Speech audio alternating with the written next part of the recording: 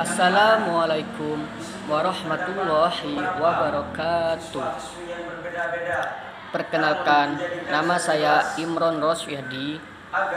Saya dari mahasiswa Universitas Nahdlatul Ulama Blitar. Dan yang terhormat kepada dosen pengampun saya, yaitu Bapak Bima Tangguh Alam.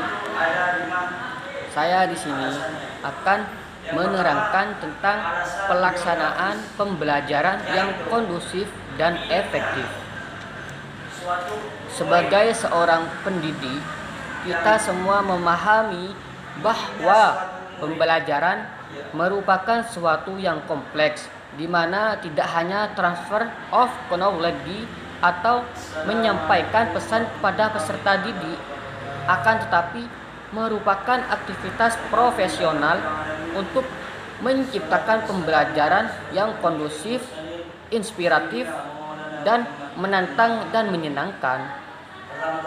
Tentu saja, mencapai kondisi tersebut bukanlah hal yang mudah, karena menuntut keterampilan guru dalam menata dan melaksanakan pembelajaran kondusif dan efektif secara lebih khusus.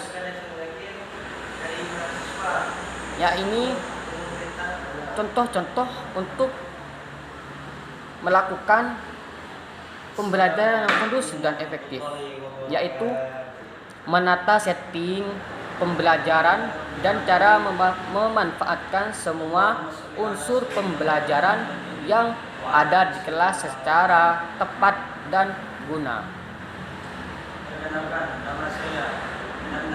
Yang berikutnya, memanfaatkan setting untuk meningkatkan hasil belajar peserta didik, memanfaatkan lingkungan sebagai sumber belajar, memotivasi peserta didik melakukan berbagai kegiatan pembelajaran secara interaktif, menjelaskan materi dengan jelas, memfasilitasi peserta didik untuk melakukan berbagai kegiatan belajar, memberi perbuatan dalam pembelajaran, memberi kesempatan kepada peserta didik untuk merefleksi pengalaman belajar yang telah dialaminya. Untuk memudahkan dalam mencapai tujuan tersebut, materi yang disajikan dalam seperti yang saya jelaskan barusan. Ya, pemahaman terhadap materi yang disajikan sangatlah penting bagi Anda dalam melaksanakan pembelajaran di kelas Anda. Menata latar pembelajaran. Suatu kenyataan yang terjadi dalam kehidupan pembelajaran dewasa maupun masih tidak dewasa ini, bahwa hasil pembelajaran banyak dipengaruhi oleh proses pembelajaran siswa, perencanaan pembelajaran, dan penataan lingkungan baik belajar maupun sosial dalam kelas, yang selanjutnya akan berdampak pada kualitas hasil belajar siswa. Pelaksanaan pembelajaran kurang pemberdayaan lingkungan belajar siswa di sekolah, baik di kelas maupun di lingkungan kelas, kurang ditata sedemikian rupa yang mendukung proses pembelajaran di kelas.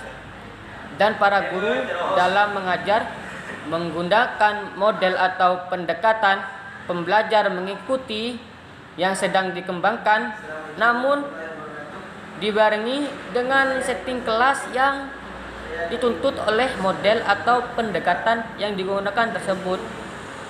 Dalam teori belajar konstruktivisme individual, teori konstruktivisme Piaget yang menekankan bahwa pengetahuan kita itu adalah konstruksi atau bentukan kita sendiri, dan teori belajar konstruktivisme sosial yang menekankan perlunya interaksi sosial. Juga menurut von Glaser-Flat mengatakan bahwa pengetahuan itu dibentuk oleh struktur konsepsi seseorang sewaktu dia berinteraksi dengan lingkungan. Oleh karena itu, pada pembahasan topik-topik yang berkenaan dengan lingkungan fisik kelas di lingkungan psikososial kelas yang dapat memperlancar kegiatan pembelajaran.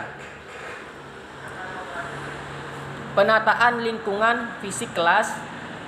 Beberapa penelitian menunjukkan bahwa penataan lingkungan kelas yang tepat berpengaruh terhadap tingkah keterlibatan dalam peristiwa atau partisipasi siswa dalam proses pembelajaran.